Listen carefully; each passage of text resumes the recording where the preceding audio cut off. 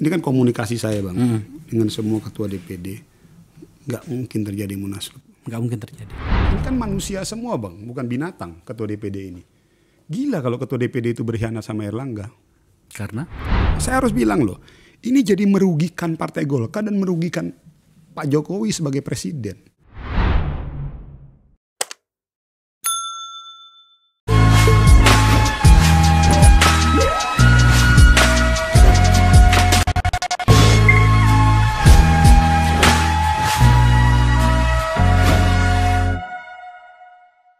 Kita harus membicarakan Partai Golkar. Mereka layak dibicarakan. Partai besar. Berikut dengan pernik-pernik politik yang muncul dari Anggrek Neli sana, di Slipi sana. Hari ini perniknya itu adalah keributan internal. Yang uniknya lagi bahwa keributan internal itu khas Golkar itu selalu mendekati pemilu. Saya agak bingung juga sebenarnya dengan itu.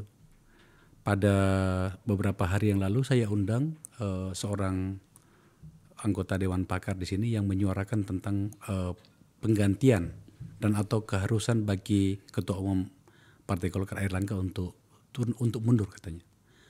Jadi di sini dia katakan bahwa sikap saya sekarang adalah mundur, bukan lagi mendeklarasikan dirinya sebagai calon presiden, tapi mundur. Seperti pembukaan saya tadi, kita harus membicarakannya kan apapun namanya politik itu tanpa Golkar kadang-kadang seperti kurang garam tuh sayurnya gitu. Maka saya mengundang seorang tokoh muda Partai Golkar yang juga adalah ketua DPD 1 Partai Golkar Kalimantan Barat, wakil ketua Komisi 7 dan dalam banyak hal berbicara untuk kepentingan Golkar. Saya bahkan menimbang-nimbang dalam diri saya, tampaknya junior saya ini adalah masa depan Golkar. Ya kalau bukan sekjen ya ketua umum lah kira-kira. Beberapa tahun yang akan datang. Maman Abdul Rahman. Man? Ya. Ya, thank you ya. Ini kedua kalinya kamu datang ya ke sini ya? 2 kali nih. Ya, oke. Langsung di beberapa hari yang lalu Mas Tato, Ridwan Hisham, senior kita, itu anggota Dewan Pakar, datang ke sini dan berbicara tentang keributan yang terjadi di internalmu dan sudah menyatakan bahwa harus mundur. Dari sudut pandang seorang tokoh muda Partai Golkar, sebenarnya wajar nggak sih tuntutan ini? Terutama karena ternyata tuntutan ini keluar dari keluarga atau unit kerja DPP bernama Dewan Pakar, meskipun tanpa hak suara. Yeah. Logik nggak, wajar nggak, dan kemudian sebenarnya masalah utamanya apa? Sebelum kita mengelaborasi informasi-informasi yang lain. Ya, saya harus bilang apa adanya Bang ya. Ya nggak wajar, sangat nggak wajar. Oke. Sangat nggak wajarnya gini, kita nggak usah dulu bicara rasionalisasi, alasan apa segala macam deh. Itu dulu ya. Kalau tadi pertanyaan abang ke situ ya misalnya. Tapi, karena ini. Nggak usah dulu masuk ke situ lah. Saya pikir sederhana aja. Ini 6 bulan lagi mau pileg. Oke. Jadi saya bilang begini, siapapun dia dan siapapun dia yang ada dalam sebuah organisasi, jangankan dalam sebuah organisasi, dalam sebuah keluarga kecil, keluarga besar, keluarga kita lah. Pada saat kita menghadapkan suatu situasi yang dibutuhkan kebersamaan dan soliditas. Misalnya kita mau menuju contoh pernikahan anak kita lah Bang. Misalnya gitu. Misalnya abang punya anak mau nikah gitu. Tinggal kurang lebih 1 minggu lagi gitu atau 1 bulan lagi. Pasti ada masalah Bang. Pasti ada situasi permasalahan, ada dinamika dan lain sebagainya. Tapi demi untuk tercapainya hajatan besar kita itu, kita sebagai bapak rumah tangga, kita sebagai bagian dari keluarga itu diharapkan untuk sedikit turunkan ego diri kita, mungkin rasa capek kita, kekecewaan kita demi untuk mencapai tujuan. Saya pakai analogi yang paling sederhana itu loh Bang. Apalagi dalam sebuah partai dengan segala kompleksitas masalahnya, ada masalah A, masalah B, masalah C, kita dihadapkan dalam persiapan menuju pileg, persiapan menuju pilpres yang kurang lebih 6 bulan. Kemarin orang banyak bilang 7 bulan, 8 bulan, 6 bulan loh. 6 bulan masa efektifnya berapa bulan sih? Paling cuma 4 bulan. Nah artinya dilihat dari sisi itu aja, ini udah nggak wajar. Artinya sebenarnya gugatan dari para beberapa seniormu itu membahayakan partai menurutmu? Sangat. Saya harus bilang apa adanya dengan segala resiko dan konsekuensi ataupun ada orang yang pro dan kontra, saya harus bilang bahwa sangat berpotensi untuk merugikan partai. Tadi saya udah bilang Bang, kita nggak usah bicara partai besar, kita nggak usah bicara mengenai organisasi, bicara rumah tangga aja. Kita mau menuju hajatan perkawinan anak. Lantas apa masalahnya para seniormu itu tiba pada posisi seperti itu yang sebagai senior tentu saja pasti berhitung bahwa ini berisiko bagi partai. Menurutmu apa penyebabnya? Nah ini gini, saya mau izin saya agak panjang nih Pak, ada beberapa pendekatan ya. Mumpung kalau di diskusi abang ini kan unsensor dan bisa nggak ada yang dipotong sini mah. Bisa enak kita ngobrol gitu loh maksud saya. Jadi gini, saya mau mundurnya agak ke belakang Bang. Saya mulai aja lah dari yang saya paham Bang ya. Saya nggak mau bicara dari zaman Pak JK, karena saya zaman Pak JK tuh masih kroco mumet lah gitu. Tapi yang saya sudah mulai terlibat dalam hiruk pikuk dinamika politik itu dari zamannya Pak Ical. Pak Ical pasca Pilpres terpilihnya Pak Jokowi, itu kan kita dihadapkan juga dengan dinamika internal partai yang luar biasa. Antara Pak Agung Laksono dengan Pak Ical terbelah, Ancol Bali lah gitu. Saya nggak usah cerita prosesnya bagaimana, tapi endingnya Pak Ical mundur. Ya dengan segala macam-macam lah, tematiknya lah segala macam, masing-masing bilang begini-begini. Tapi itu kan hanya kembang-kembang aja. Tapi intinya waktu itu ingin Pak Ical mundur. Terjadi pergantian kekuasaan. Masuklah Setia Novanto terpilih. Setia Novanto juga begitu Bang. Dengan segala dinamikanya, temanya apalah segala macam, masalah hukum lah ini segala macam, intinya jatuh dan digantikan oleh Pak Erlangga. Masuk lagi sekarang dengan segala dinamikanya, temanya apalah segala macam bla bla bla bla kayak begitu, diminta untuk mundur dan patternnya sama Bang. Ini sekuen patternnya ini sama nih dari zaman Pak Ical, Pak Setia Novanto, zamannya Pak Erlangga nih sekarang menuju di detik akhir. Secara substansi itu sama dan pola dan pattern pergerakannya pun sama. Nah pertanyaannya ada apa? Pasti kan intinya cuma satu, masalah kekuasaan. Golkar ini Bang, akhirnya saya menyimpulkan bahwa partai saya ini luar biasa cantik dan seksinya Bang. Ini ibarat perempuan Bang, ini kelasnya ini udah kelas menuju 10 Bang nilainya. Kenapa saya bilang seperti itu? Hari ini saya mulai berani menyimpulkan bahwa bukan Golkar yang haus kekuasaan. Kekuasaan yang haus kegolkaran. Saya balik Bang. Kan selama ini kan kita dianggap terkesan, wah Golkar di setiap pemerintahan pasti selalu ada Golkar. Kan begitu Bang, kesannya kita yang haus kekuasaan. Sebenarnya enggak, saya berani berdebat dengan siapapun hari ini. Wajar kan kalau partai politik itu menginginkan kekuasaan. Iya, tapi kan sebagian orang, kalau tanya ke saya dalam konteks politik memang kita harus berkuasa. Itu nanti saya mau bilang. Tetapi saya mau bilang sebenarnya jauh di atas itu, kekuasaan yang haus kegolkaran. Oh iya dong, Anda partai besar. Saya udah bilang tadi sejak dari awal. Jadi menurut saya Golkar itu seksi banget. Megang Golkar itu ya megang sebagian dari problem dan kekuasaan. Tapi kan yang saya mau tanyakan itu adalah, ini kita baru pembukaan loh ini. Kenapa senior-seniormu? Itu kan waktu duduk di sini Mas Tato itu, Bang Ridwan Hisam itu mengatakan di Dewan Pakar itu kan para senior, apa Agung Laksono lah segala macam gitu.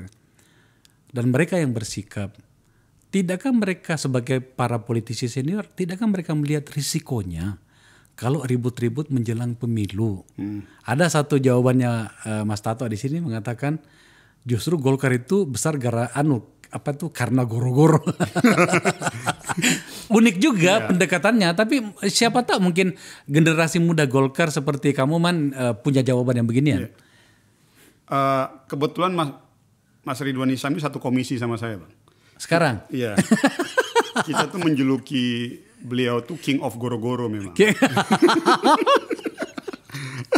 Nah, tapi gini saya masuk lagi tadi.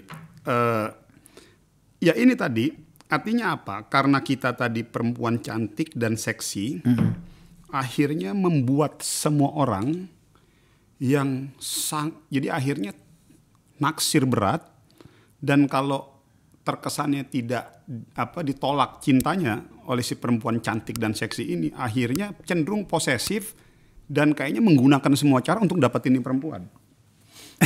Iya, oke. Ya, saya pakai analogi kayak gini aja Bang, biar simple kan, sederhana gitu. Ini kan sederhana aja Bang, ya karena perempuan itu cantik, di mana-mana juga begitu kan. Kalau kita mau deketin nih perempuan cantik, terus ditolak ataupun terkesan kita nggak bisa dapetin, akhirnya tuh ego, rasa. Lah terus siapa yang akhirnya jadi posesif itu? Nah, kalau Abang tadi tanya siapa, saya tidak mau masuk pada personal, tapi saya sebutkan mereka. Silakan aja kita introspeksi diri. Internal atau eksternal? Internal dan eksternal. Oh, oke. Saya harus bilang ini eksternal yang berkolaborasi dengan internal, memiliki kesepemahaman yang ingin merebut perempuan cantik dan seksi ini. Pada kasus ini ada 2 nama loh yang muncul. Pak Luhut dan Bahlil. Lah ini kedua tokoh ini masuk pada area mana? Saya gini Bang, saya belum mau dulu masuk ke sosok personal. Oke. Tapi saya ingin sebetulnya saya ingin memberikan sentilan konstruktif sih, kritikan konstruktif buat siapapun lah, baik kita yang dari internal partai maupun dari luar partai. Artinya apa? Saya tidak mau menyebutkan siapa namanya, tapi mereka kita semua lah, dan mungkin bisa jadi saya juga, kita nggak tahu juga kan. Artinya apa? Bagi saya siapapun dia, yang ingin saya sampaikan realitas kondisi ini. Jadi akhirnya Bang, dikarenakan tadi Golkar yang dari perempuan cantik dan seksi, yaitu tadi kita bisa bilang bahwa ini bisa menjadi alat dalam konteks membangun negosiasi politik untuk mendapatkan kekuasaan. Akhirnya siapapun dia itu berkepentingan untuk dapetin, kalau bahasa lebih kerennya lagi ngikutin ininya Bang Ridwan Hisam, ini adalah kris empu gandring. Kan gitu Bang. Ini kris empu gandring. Ya kalau kita bisa dapetin kris empu gandring ini, kita punya kekuatan yang sangat maha dahsyat untuk bisa membangun negosiasi politik. Ini kan 6 bulan lagi menuju ke sana. Nah ini yang tadi saya bilang di awal, suka ataupun nggak suka, ya seharusnya terbangun sebuah kesadaran kepentingan yang lebih besar bagi kita semua, bahwa kalau hari ini nakodanya Pak Erlangga, kalian mau suka ataupun tidak suka, proses politik yang sudah dilakukan oleh seorang Erlangga, kalau berdasarkan aturan main itu masih ada 2024 akhir. Ya biarkan dulu kabinet Erlangga ini di masa jabatan beliau, biarkan dulu. Menurutmu kinerjanya Pak Erlangga sebagai ketua umum itu berada pada angka berapa kalau kita gunakan hitungan 1 sampai 10? Oke. Saya jawabnya begini dulu Bang. Saya kebetulan sebelum saya jadi ketua DPD 1, saya ini ketua Bapilu. Oke. Ya. Partai Golkar. Dan yang ini saya akan jawab telanjang Bang. Saya akan jawab vulgar karena ini fakta. Ini bisa menjadi jualan politik positif buat Partai Golkar. Pilkada terakhir kita kan tahun 2021 Bang ya? Enggak dong. 2022. 2022? Iya 2022 itu terakhir kan. Akhirnya setelah itu, ya 2022. Iya, oke. Terakhir. Waktu itu saya masih sebagai ketua Bapilu. Ketua Bapilu, wakil ketua umumnya Bang Doli. Pertama kali dalam sejarah Partai Golkar, kita menang 62% Bang. Oke. Dan itu pencapaian yang sangat luar biasa. Tahu nggak Bang kenapa kita bisa menang 62%? Dan ini nggak mudah loh. Jadi jangan hanya sekedar dilihat ini, saya harus bicara hitung-hitungan real aja. 62% itu kita memenangkan kontestasi pilkada, baik pilgub, pilwako, dan pil kabupaten. Semangatnya ada 2 Bang, modal dasarnya. Basis saintifik dan tanpa uang. Tanpa uang mahar. Golkar tanpa uang mahar? Iya. Saya berani menjamin itu karena saya ketua Bapilunya. Yakin lo? Iya, saya siap kok. Sumpah pocong juga siap. Saya harus bilang yang positif ini karena terbangun ada sebuah perubahan paradigma yang sangat luar biasa terjadi di era hari ini. Yang menyebabkan jadi gini Bang. Dulu, ya saya nggak bilang tidak semuanya, tapi kan kita berharap kalau tanpa uang mahar tuh begini. Landasan objektivitasnya ada dulu. Misalnya saya mau dukung abang. Perdebatan kita, abang ini punya kemampuan atau enggak. Kalau memang abang punya kemampuan, kelemahannya di mana? Nah itu baru kita. Tapi kalau dulu, misalnya abang, saya mau dukung si A ya. Dia punya duit enggak? Kalau nggak punya duit ya nggak usah. Akhirnya walaupun dia nggak punya kemampuan, ya tetap kita dukung karena dia punya duit. Tidak semuanya. Tidak semuanya. Tetapi hari ini kita mampu mengeksekusi itu secara total. Saya nggak mendebatmu, Man. Dan saya tidak suudzon terhadap kalian. Tapi apa benar Golkar sudah berani sampai pada tahapan itu? Loh, ini kan fakta, Bang. Silakan didebat. Saya siap. Berapa sekarang bupati dan gubernurmu berapa orang? Ya kalau totalnya saya pasti yang punya data. Karena kan saya udah bukan lagi ketua Bapilu. Yang punya data itu kan Bang Doli ya, wakil ketua umum. Nah, tapi poinnya saya mau bilang bahwa terakhir aja kita hitung-hitungan data, angka aja yang real. 62% loh kita kemarin. Langkah kebijakan dilakukan oleh ketua umum waktu itu beserta dengan tim pemenangan pemilu berimplikasi terhadap persentase kemenangan yang signifikan. Itu satu. Kan kalau kita mau mengukurkan di situ. Iya. Lalu yang kedua, penetapan pemilihan ketua-ketua DPD. Penetapan pimpinan DPRD. Transaksional nggak ada, Bang. Makanya saya udah bilang hari ini, semua ketua DPD 1 itu solid. Kamu ingin mengatakan, Man, bahwa hari ini para pemilik suara, dalam hal ini DPD 1 dan DPD 2 itu solid di belakang Erlangga? Iya. Oh. Karena tadi, Bang, sekarang gini, ini kan manusia semua, Bang, bukan binatang ketua DPD ini. Gila kalau ketua DPD itu berkhianat sama Erlangga. Karena? Jadi ketua DPD aja nggak ada Bang, kita jadi ketua DPD itu, Bang, kayak saya, Bang, bisa lihat, saya ini apalah, Bang, aktivis, Bang. Saya ini cuma aktivis, mantan ketua BEM, aktivis sepatu miring lah kalau kata orang. Saya ini bukan orang yang kaya, bukan orang yang banyak duit. Tapi saya bisa bertarung mengalahkan ketua DPD 1 incumbent, wakil gubernur, dan kaya raya. Apa hubungannya dengan Golkar?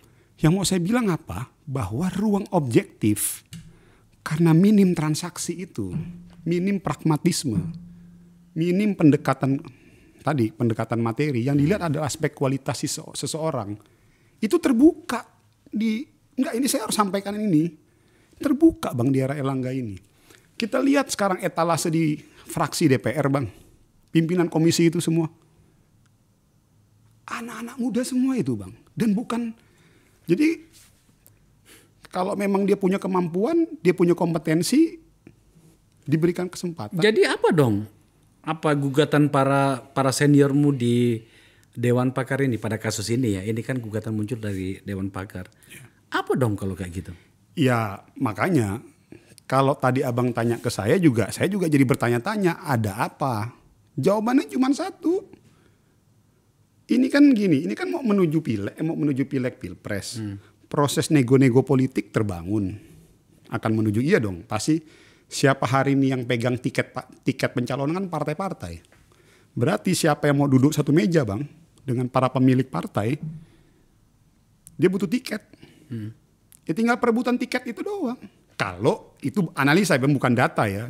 Itu prediksi saya. Nah tapi sebelum saya masuk situ dulu, Bang, saya mau bilang tadi, dari semua tadi pencapaian yang sudah terbangun, ada objektivitas dalam penentuan ketua-ketua DPD. Ya oke lah, tidak semuanya sempurna ya. Pasti ada kelemahan, ada plus minus. Kita mau jadi pimpinan DPRD cenderung terbuka. Artinya tidak ada, mohon maaf, tidak ada transaksional segala macam. Di sini ini langkah positif. Cuman kalau ditanya bahwa harus langsung terjadi perubahan, ada hasil yang signifikan, ya kita belum. Ini kan proses. Ya. Gitu loh. Gini loh, Man. Saya itu mempelajari ya. Saya sebenarnya simpan ini ada isu yang saya membicarakan dengan Maman hari ini. Tapi pada bagian ini gini loh. Sebenarnya Golkar itu termasuk partai yang menurut saya berhasil melewati sebuah fase di mana yang seharusnya. Sekarang kan kalian ini kan anak muda semua kan. Aceh, Maman, Nusron, sekarang kan Melki Lakalena. Yang muda-muda gitu kan. Menurut saya itu sebuah keberhasilan, oke? Dan kalian itu ya bertumbuh secara wajar, ya kan? Doli misalnya, Ahmad Doli Kurnia meskipun dia adalah ponakannya Bang Akbar, tapi kan dia bertumbuh secara normal, ya kan. Nusron juga, apalagi kamu, aku tahu siapa kamu Man. Jadi berhasil, tetapi pada bagian tertentu ada juga yang menarik bagi kalian itu adalah kemampuan untuk tetap menghormati politisi senior dan dikumpulkan di dewan pakar lah segala macam gitu ya. Cuman pada beberapa bagian saya melihat kadangkala benturan itu terjadi antara kalian para anak muda ini dengan para senior ini yang kadang-kadang itu agak sulit menemukan formulanya karena ada ewu pakewu di situ. Misalnya Maman, itu hebatnya Golkar ya. Jadi meskipun mereka sama-sama, tetapi hormat pada senior itu saya lihatlah pada kalian. Saya hormatlah untuk itu. Lah ini bagaimana kalian ini melihat membuat sebuah formula penyelesaian masalah di masa depan nantinya agar kemudian tidak begini terus-menerus. Satu, yang kedua, yang repotnya lagi adalah titik picu untuk katakanlah mengganti seseorang atau menjatuhkan seseorang. Bahasanya ekstrim banget ya, menjatuhkan ya. Itu adalah pendekatannya case. Contoh misalnya Setia Novanto, meskipun bukan internal Golkar itu, tapi kan jatuh karena case. Kemudian ini lagi Pak Erlangga mau dijatuhkan karena ada kasus CPO. Sejujurnya saya agak bingung loh, karena yang saya tahu bahwa ada Pak Erlangga ada kasus di CPO, tapi kenapa kemudian di internal muncul soal jatuh menjatuhkan gitu kan? Sampai saya bilang sama Bang Tato di sini, kenapa malah ketua umumnya tidak dibela kan ketika ada masalah seperti ini. Nah, problem ini saya pengen tahu dari sudut pandang seorang politisi muda berbakat dari Golkar, masa depan Partai Golkar, bagaimana Anda melihat ini? Kira-kira formatnya bagaimana sebaiknya? Nah, memang yang tadi saya jelaskan ke Abang itu kan proses perubahan paradigma internal partai dalam konteks pemenangan pemilu. Yang tadi saya jelaskan Abang. Alhamdulillah kita sudah one step positif. Intinya langkahnya udah positif Bang. Nah sekarang saya bicara dalam setiap pendekatan menuju kontestasi kekuasaan 5 tahunan. Nah ini yang tadi sebenarnya Abang tanyain kan gitu. Begini Bang, kalau yang menarik tuh kemarin kritikan statementnya Bu Siti Zuhro di ILC. Itu dahsyat. Substansinya saya setuju, cuman mungkin yang berbeda jadi gini. Siti Zuhro mengatakan begini, kenapa sih kok Partai Golkar itu nggak mau belajar dari kemarin-kemarin gitu, kesekian kali terus kayak begini mengulangi hal-hal yang kurang lebih sama, kayak nggak punya dignity gitu. Itu seharusnya namanya kemarin kan pernah ada kejadian Pak Ical, kejadian Setia Novanto, nah sekarang muncul lagi mau ada kejadian Pak Erlangga. Kenapa nggak seperti Demokrat sih yang solid, mengamankan, memperjuangkan, turun sampai demo-demo gitu loh. Dalam konteks substansinya bahwa kita sebagai sebuah partai di saat pemimpin kita ada masalah seharusnya kita bersatu padu untuk mensupport pemimpin kita, itu saya setuju. Tapi dalam konteks cara mungkin yang berbeda. Kalau Golkar karena kita partai besar yang mungkin kita sudah mapan secara langkah, mungkin dalam konteks cara demo segala macam itu berbeda lah kita artinya itu. Nah ini kan sebenarnya bagus Bang statementnya Bu Siti Zuhro ini. Dan ini merefleksi atau memberikan contoh situasi hari ini. Kita itu Bang, saya sebagai anak muda, kader muda gitu, sebenarnya sederhana aja kok. Kita ingin kalau ada kejadian pada kader kita, jangan dulu terlalu cepat untuk menjudge. Misalnya Abang punya permasalahan ya, saya punya masalah. Ya jangan dulu kita langsung menjudge bahwa Abang pasti salah, saya pasti salah gitu. Ataupun belum apa-apa, belum ada keputusan, belum apa, kita udah masuk dulu, udah melangkahi keputusan itu gitu. Kenapa enggak sih kita satukan semua energi kekuatan kita untuk mensupport dan minimal membangun opini yang positif terhadap kader-kader kita, apalagi pemimpin kita. Sebetulnya kan itu aja. Karena kalau pada saat kita sudah bicara tentang seakan-akan ini belum ada keputusan, tadi saya bilang kalau istilah saya di CNN itu masih gaib gitu loh, semua masih serba katanya. Lalu kita udah asik dulu bicara menggantikan Erlangga, itu kan kayaknya nggak fair banget gitu. Aku pengen tahu, menurutmu problem di internalmu ini apakah ada hubungannya dengan yang sering dibicarakan orang di luar? Orang suka mengatakan gini, ini pasti presiden cawe-cawe, istana cawe-cawe. Nah gini, itu saya akan ke situ.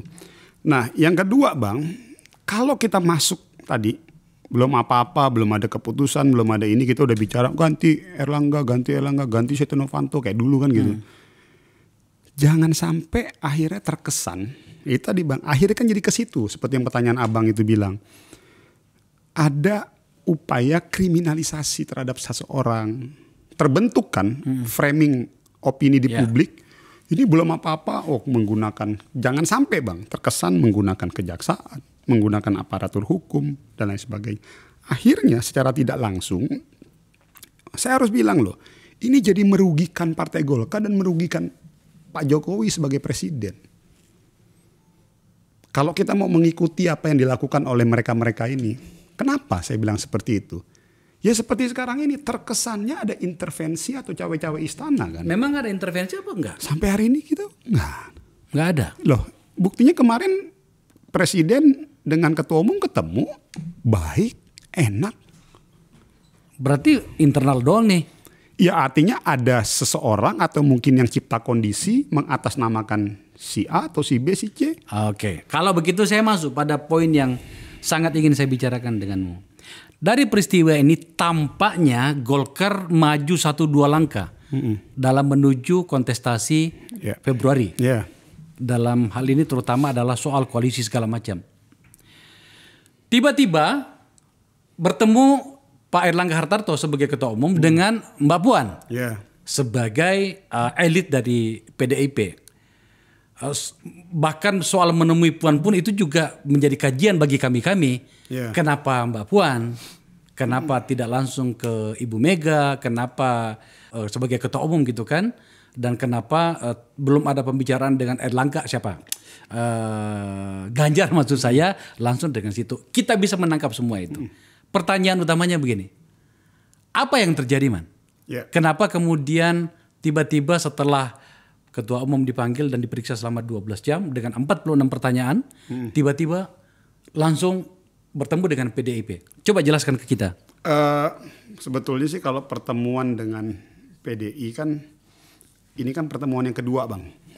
Yang pertama kan yang di Monas antara ketua umum dengan Mbak Puan kan. Dan memang Mbak Puan kan memang ditugaskan juga oleh partainya untuk membangun komunikasi politik dengan semua partai. Ini kebetulan aja momentumnya memang bertepatan, kita lagi ada hiruk pikuk itu, ada keinginan Mbak Puan dan ini ketemu. Karena kan sebelum Mbak Puan ketemu dengan kita kan Mbak Puan ketemu dengan Caimin kan, dengan PKB. Nah sebetulnya kalau konteks pertemuannya itu hal yang biasa. Tapi ada satu yang menarik Bang, ada satu yang menarik. Ternyata dari pertemuan antara ketua umum dengan Mbak Puan itu ada pembicaraan yang sudah agak lebih maju, yaitu berbicara tentang sesuatu yang lebih teknis dan operasional ke depan. Maksudnya mau berkoalisi? Ya artinya sudah mulai ada pembicaraan yang serius kan kalau sudah masuk ke level teknis. Karena kan dibentuk tim teknis yang diwakili oleh Bang Mekeng, dari PDI Bang Said gitu. Artinya ada sebuah langkah agak positif lah gitu. Kalau sama Gerindra kan Pak Prabowo kan juga memang sebetulnya sudah juga. Itu dia kenapa sampai saya katakan ini istimewa, karena setahu saya Anda itu Golkar maksud saya lebih intens dengan Pak Prabowo dan atau Gerindra. Kenapa tiba-tiba sekarang ke sana setelah kasus ini? Nggak ada. Sebetulnya gini, kan kita kan ini kan semua masih dalam rangka membangun komunikasi politik Bang. Baik itu dengan Pak Prabowo dan sekarang juga agak lebih maju dengan PDIP gitu loh. Nah memang kemarin saya harus buka juga ya, pada saat sebelum pertemuan dengan Mbak Puan kita sempat diundang dengan ketua umum beberapa orang lah. Ada kurang lebih sekitar 8 orang. Ya ketua umum menyampaikan dan artinya kita membuka komunikasi dengan PDIP. Namun pada akhirnya secara etik, karena Golkar ini adalah partai koalisi, Golkar ini adalah partai yang mensupport Pak Jokowi sebagai presiden dalam rangka untuk membangun sinergisitas dan keberlanjutan pemerintahan, tentunya apapun keputusan yang dilakukan oleh Partai Golkar terkait final koalisinya kemana, itu kita akan melibatkan Pak Presiden. Pak Jokowi Iya. sebagai presiden ya. Ya, Pak Oke. Jokowi. Nah, ini langkah yang positif. Maksud saya gini, orang akan banyak nanya, ya berarti Pak Presiden cawe-cawe dong. Saya bilang enggak. Dalam konteks ini Presiden tidak cawe-cawe. Dalam konteks ini adalah kesadaran yang dibangun oleh Partai Golkar sebagai partai yang bagian dari pemerintah untuk ikut melibatkan atau berdiskusi dengan Pak Presiden dalam konteks mengambil keputusan. Tentu saja saya harus mendengarkan argumen itu, Man. Tapi maksud saya begini, kalau kemudian memang ternyata benar PDIP kan sudah bersama dengan P3, sekarang ada Golkar, Ya. maka itu bisa menjadi kekuatan besar. Ya. Sama dengan apa ya istilahnya itu, orde baru berkumpul. Ya. Atau masa lalu berkumpul ya. Kalau tidak nyaman dengan orde baru, ya udah kita gunakan kata berkumpulnya kekuatan lama. Kan di situ ada PDIP, dulu bernama PDI, kemudian P3 dan Golkar kan bersatu di situ, maka itu hebat gitu ya. Maka pertanyaan pertama pada bagian ini adalah kalau ternyata dia berada di situ, apakah pada pembicaraan yang kemarin itu berbunyi tentang Erlangga sebagai wakil presiden atau gimana? Nah begini. Saya pikir kita kan juga udah ada statement juga kan dari Bang Mekeng, dari Nusron, Bang Nusron mengatakan bahwa ya cawapresnya juga tidak, capres atau cawapres tidak mesti harus Erlangga, artinya gitu kan. Tapi kalau saya agak berbeda. Saya menjawab tadi kan Abang bilang apakah ini harus Erlangga. Saya pikir terlalu dini dan terlalu cepat kita untuk mengatakan harus si A, si B, si C. Saya pikir itu semua nanti akan didiskusikan dengan Pak Presiden. Iya, oke. Dengan berbicara dengan Pak Presiden itu wajar lah. Menurut saya harus seperti itulah. Tetapi maksud saya pada tingkat partai, di mana Anda ini adalah dua partai berpengalaman, kalau sudah bicara tentang teknis seperti pengakuanmu tadi, Man, maka menurut saya wajar. Katakanlah misalnya kalau bukan wakil presiden dapat berapa menteri, seperti itu kah? Pasti nanti ujung-ujungan ke sana, Bang.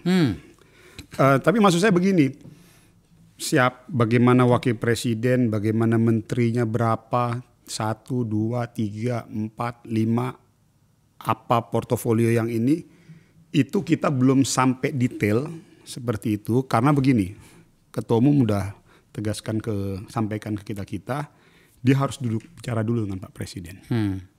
Beliau harus bicara dulu dengan Pak Presiden.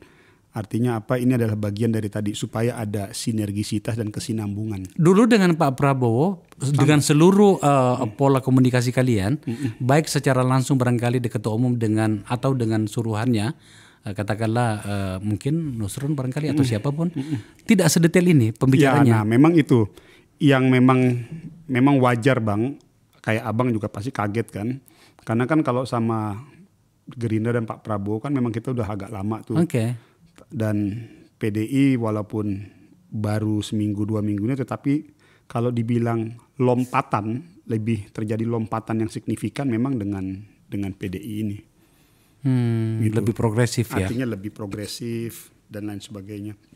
Itu ya kalau tanya ke saya seperti itu. Saya itu ya kan masih juga berteman dengan banyak politisi, Man. Apapun namanya abang ini masih lah berteman dengan Nah, saya dengar sesuatu bahwa sebenarnya memang ada upaya untuk menjauhkan Golkar dengan Pak Prabowo dan atau Gerindra. Ini menyangkut dengan kemungkinan pasangan Pak Prabowo. Wajar dong Pak Prabowo hari ini tingkat elektabilitasnya itu selalu tinggi. Kalau bukan nomor 1 ya nomor 2. Itu saja tuh 3-4 bulan terakhir ini gitu ya. Maka pada beberapa pihak, terutama barangkali yang punya power untuk menggerakkan kekuatan politik ini, ya melihat ini ada kesempatan. Dan selain PKB dalam hal ini Caimin, ada potensi juga bergabung ini bernama Golkar ini yang sudah berpengalaman. Maka problem ini harus disingkirkan dulu nih, gitu kan? Maka ketika Anda pergi ke PDIP, maka tampaknya skenario beberapa pihak atau 1-2 pihak itu bisa lancar. Seperti itu, Kaman? Kalau tadi yang di awal Bang bilang mau menjauhkan dengan Pak Prabowo, enggak lah. Saya pikir, toh juga sampai sekarang walaupun kita sudah bicara udah dengan PDI, kita masih akan berkomunikasi juga dengan Gerindra kan, dengan Pak Prabowo.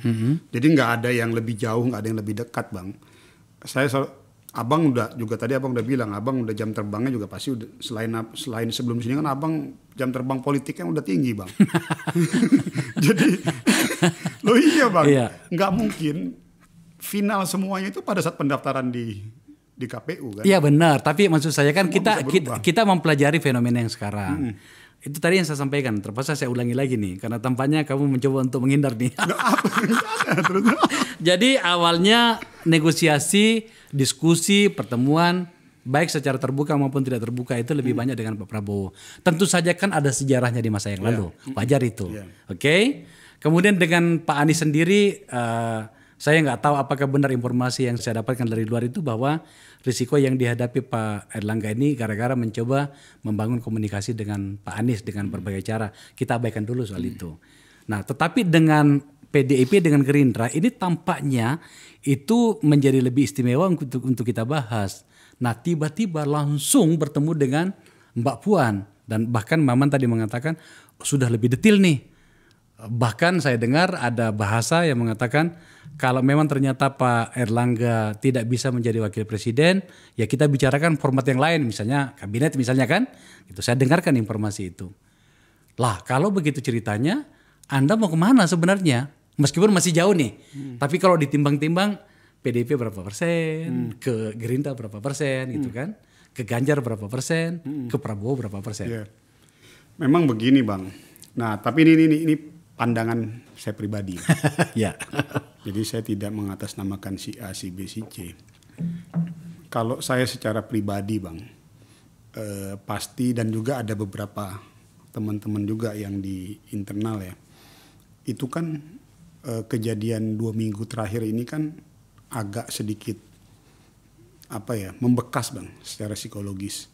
Kepada? Iya, kejadian dinamika. Membekas bagi siapa? Iya, bagi kita kan secara anak Golkar ya. psikologis. Oke. Iya. Ya, Apalagi terhadap Pak Erlangga ya.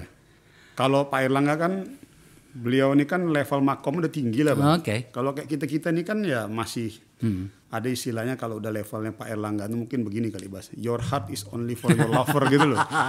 Ya aku pernah dengar itu. Oke. Tapi kalau kayak kita nih, Bang, yang muda-muda ini, Bang. Yang muda-muda ini kan kadang-kadang kan masih melihat sesuatu masih agak sedikit emosional lah gitu ya. Coba Abang bisa bayangkan ya, kejadian kan ya suka atau ini mulai saya masuk ke personal. Suka ataupun tidak suka, sudah terbentuk opini di kita bahwa Pak Luhut yang mau masuk, artinya mau ngambil ketua umum ya kan dia di Rossi walaupun bahasanya juga masih wait and see, bersayap segala macam. Tapi kan ya statementnya Bang Ridwan Hisam itu kan juga mengatakan begitu, dia dorong Pak Luhut dan lain sebagainya. Akhirnya dalam perspektif politik terbentuk opini seakan-akan kan Pak Luhut mau okupasi Golkar lah begitu untuk ambil alih Golkar. Tambah lagi statement terakhirnya Pak Bahlil kan juga Bang Bahlil kan juga dia bilang dia mau maju juga. Nah,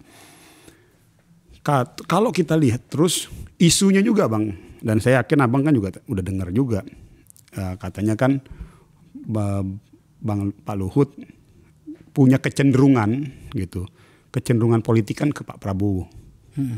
Iya kan, secara politik kan gitu punya kecenderungan ke Pak Prabowo. Bahkan di Rossi kan ada statementnya Pak Luhut yang lumayan cukup luar biasa tuh. Ngomong apa dia? Yang beliau bilang bahwa ya saya ngapain dukung orang yang tidak nggak nganggap saya ataupun nggak mau ngajak saya komunikasi gitu. Ya itu kan diterjemahkan oleh sebagian pihak itu kan itu bahasa itu ke Bu Mega lah kan begitu. Nah, sebetulnya problemnya begini, wajar juga akhirnya terjadi sebuah perubahan konstelasi politik. Akhirnya teman-teman langkah Golkar nanti ke depan akan bisa bergeser bandulnya cenderung ke merah. Karena kan tadi bukan karena problem dengan Pak Prabowo, tapi dengan orang-orang yang potensial bersama dengan Pak Prabowo. Iya, yang dia ikut, yang terindikasikan ingin mengokupasi Selain Pak Luhut siapa lagi? Ya, Tadi ada Bahlil. Ada Bang Bahlil ya, tapi kita lihat Pak Luhut lah. Artinya kan yang tokoh sentralnya kan begitu. Jadi maksudnya kita pasti kan akhirnya bacaan secara politik akan begitu nanti bandulnya. Walaupun sekarang saya masih menyatakan bandulnya masih di tengah ya. Pak Luhut kan dia memang anggota Dewan Penasehat kan? Iya. Iya. Jadi dia tetap orang Golkar. Iya tetap, makanya saya bilang. Iya, artinya wajar kalau kemudian dia menunjukkan keinginan untuk mengambil peran yang lebih besar terutama ketika pensiun nantinya sebagai Menko gitu ya. Ada mainan-mainan lah di politik. Itu wajar dong. Tapi yang saya maksud ini, adakah orang luar? Saya dengar ada nama Erick Thohir beneran di situ. Iya kan muncul juga tuh. Muncul namanya Erick Thohir juga yang di luar Golkar ya. Iya. Muncul namanya Erick Thohir yang notabene juga katanya memiliki kans peluang besar ya untuk jadi wakil presidennya Pak Prabowo. Iya. Gitu. Nah, artinya pasti Bang, kalau dalam konteks politik praktis, di saat kelompok ini yang kita lihat terindikasi ingin melakukan upaya okupasi terhadap Partai Golkar, berarti kan otomatis ya kita pasti akan cenderung untuk bergeser kan dari kelompok ini. Tunggu dulu, sampai pada bagian itu dulu. Pak Erick Thohir ini mau sebagai apa? Mau juga pengen menjadi ketua umum Partai Golkar? Enggak. Saya enggak gini. Tadi abang bilang kan kalau Pak Erick Thohir kan abang tadi bilang dari kelompok eksternal. Iya, eksternal. Dia kan bukan orang Golkar kan? Bukan orang Golkar. Oke. Maksudnya kan juga punya kecenderungan keinginan untuk jadi wakil presidennya. Oh, itu kita sudah baca itu. Dan itu wajar menurut saya. Iya, sah-sah aja. Nah, artinya Bang, tadi kan ini kan terkait kenapa ada terjadi pergeseran yang cukup signifikan. Yang Bang tanya kan gitu ke arah PDI. Ya karena kan tadi itu Bang, kelompok-kelompok yang tadi ingin melakukan okupasi ini kan dia diindikasikan, terlihat bahkan terbaca. Ya ini kan yang akan bersama-sama dengan Pak Prabowo. Oh, oke. Ya iyalah, akhirnya kan pasti gini, sederhananya memang kita problemnya bukan dengan Pak Prabowo. Tapi orang-orang di Ya tapi sekitarnya. dia udah mau, bayangan Bang, kalau udah terlihat kayak terakhir statement Pak Bahlil. Yang bahasanya apa tuh? Wah, bukan 3,5 jam tapi 3 menit. Ada tuh statementnya. Pertemuan Pak Erlangga dengan Pak Jokowi. Kan di berita itu disebut 3,5 jam. Oke. Tapi kan kata Bahlil bilang, oh bukan 3,5, bukan 3,5 jam tapi 3 menit. 3 menit. Nah itu kan diterjemahkan sama teman-teman di internal kok kayaknya sensi banget sih sama ketua umum kita gitu loh. Jadi ini yang akhirnya menimbulkan apa ya, ketidaknyamanan itu. Kita kan ingin menuju. Ya, tunggu dulu Man. Aku agak saya harus membaca peta seperti ini nih. Katakanlah pada diri Erick, karena ini banyak disebutkan orang ini. Dia semakin naik, dia punya survei sebagai calon wakil presiden, entah dengan siapa gitu ya. Pada poin Erick Thohir sebagai wakil menteri BUMN kita itu, apa kaitannya dengan Pak Prabowo dan Partai Golkar? Ya kan infonya kan kan semua udah beda. Abang juga udah tahu kan, masa abang nggak tahu? Apa itu? Ya kan gosipnya kan Pak Luhut kan mau dukung Erick Thohir. Oh itu. Ya kan ini gosipnya. Pak Luhut mendukung Erick Thohir untuk menjadi calon wakil presidennya Pak Prabowo. Iya. Kan gosipnya begitu.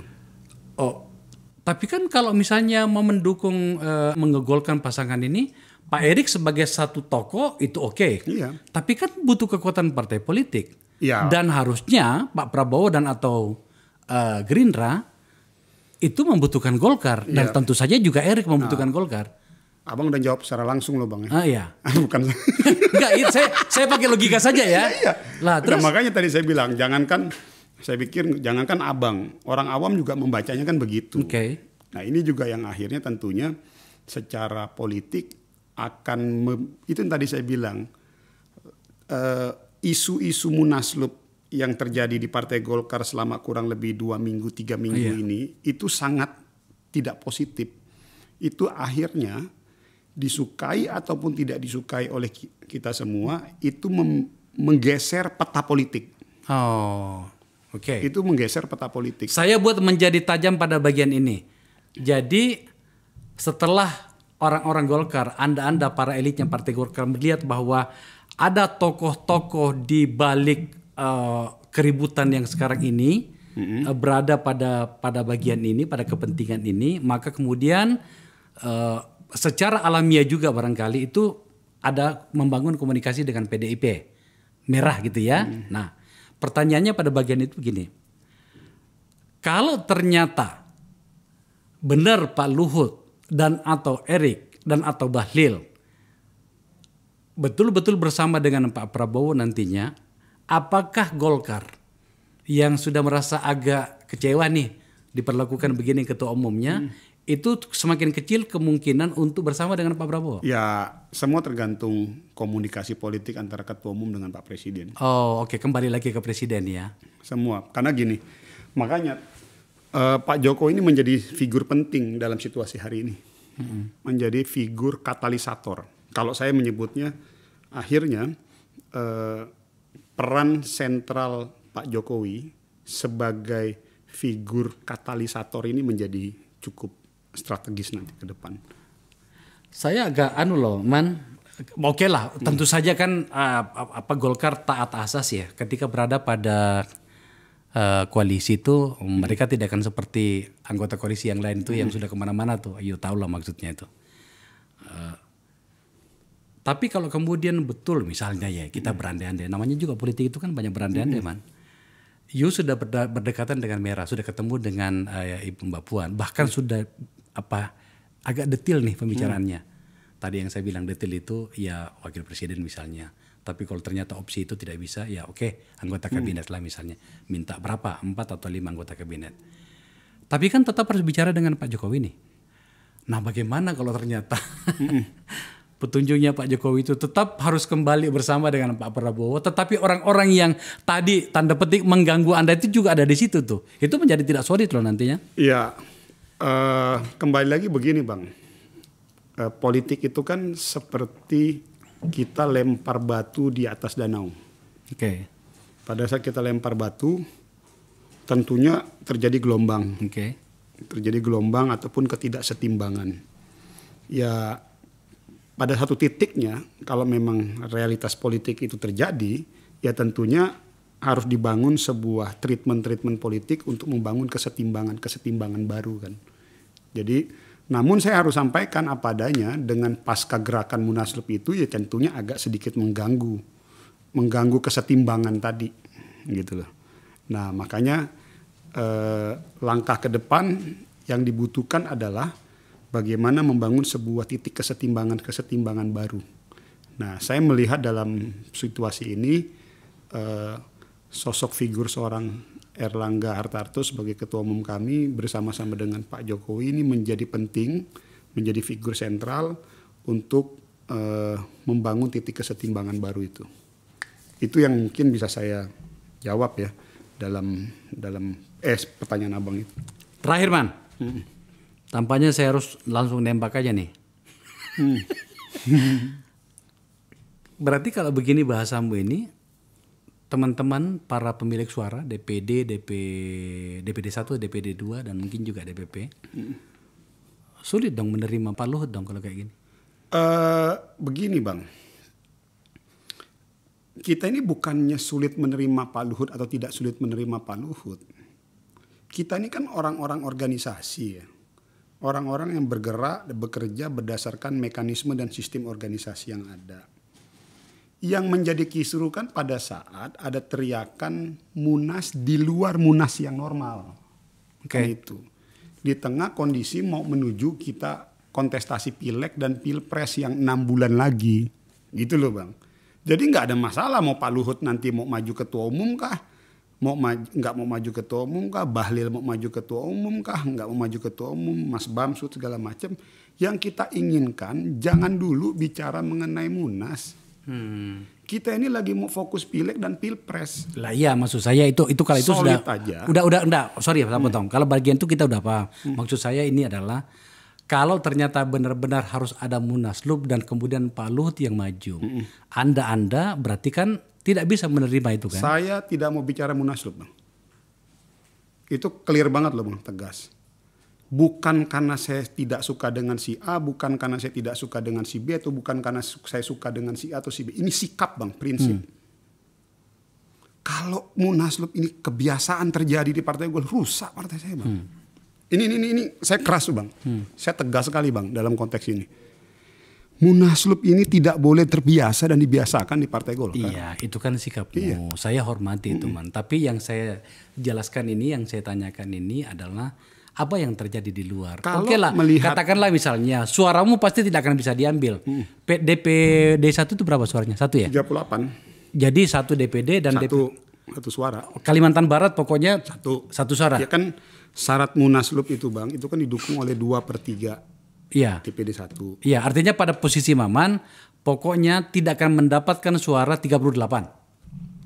Kalau saya ini kan komunikasi saya Bang dengan semua ketua DPD, nggak mungkin terjadi Munaslup. Nggak mungkin terjadi.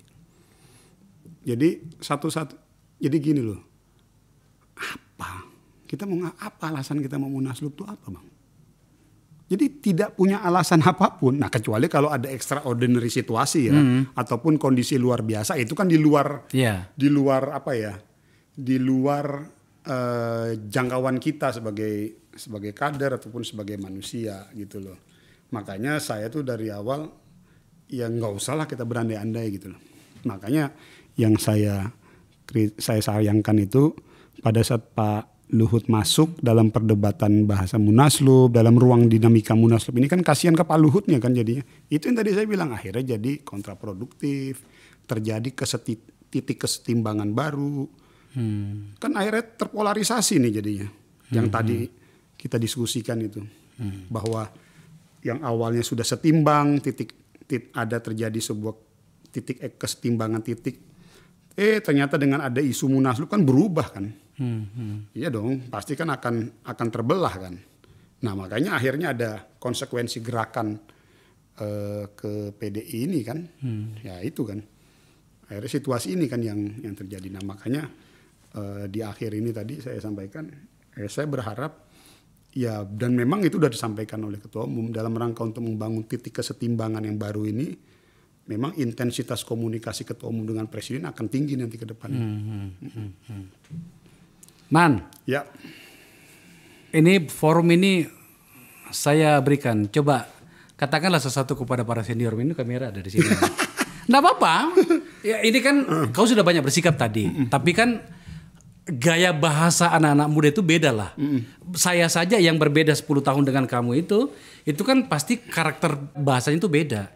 Nggak apa-apa dong. Gunakan forum saya, sampaikan kepada para seniormu atas segala kekhawatiranmu yang tadi itu. ya. Saya sih sederhana begini Bang, kalau kita itu Bang di Golkar, kebetulan kita dibangun dengan budaya yang kalau istilahnya meminjam bahasanya Bang Idrus ini baru-baru ini kan akhirnya Bang Idrus kan muncul tuh, keluar tuh. Ada istilah saya keluar dari gua persembunyian. Saya itu juga, Bang Idrus bangun lagi nih. Keluar beliau, wah kan gitu. Kalau bahasa saya meminjam dari bahasanya Bang Idrus itu huru hara wacana, huru hara konsep, huru hara ide, huru hara langkah politik itu. Ya kita ini terbiasa dalam kultur di Partai Golkar secara pribadi sampai kapanpun kita pasti hormat Bang. Sebagai senior. Sebagai senior, etika politik itu pasti kita jaga. Tapi dalam konteks ide, konsep, pemikiran, gagasan, langkah politik itu kita nggak bisa diintervensi. Kita nggak akan mungkin bisa kalah dengan hanya sekedar bentuk penghormatan etika kita dengan senior gitu. Jadi saya mau tegaskan dulu bahwa di Golkar itu sudah terbangun seperti itu. Yang namanya sama senior kita pasti hormat. Nggak ada tuh ceritanya Bang. Kita angkat topi. Tapi dalam konteks langkah politik, dalam konteks perbedaan pandangan itu biasa-biasa saja dan sah-sah saja. Jadi kayak sekarang nih kan sudah terdiametral nih misalnya gitu. Kita yang pro tidak Munaslup, yang di sana pro Munaslup gitu. Ya bahwa kalau nanti dalam pertarungan politik ini mereka yang menang ya kita ya udah.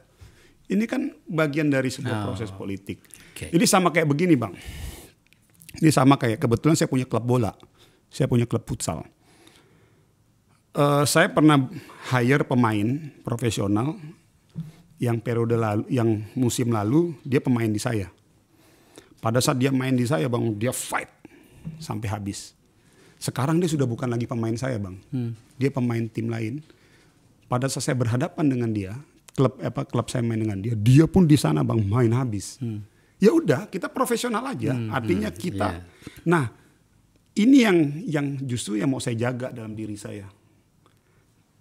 Saya sebagai politisi muda, apa yang saya lakukan kemarin, apa yang saya lakukan hari ini, itu akan menjadi catatan sejarah dalam karir politik saya terhadap di masa depan.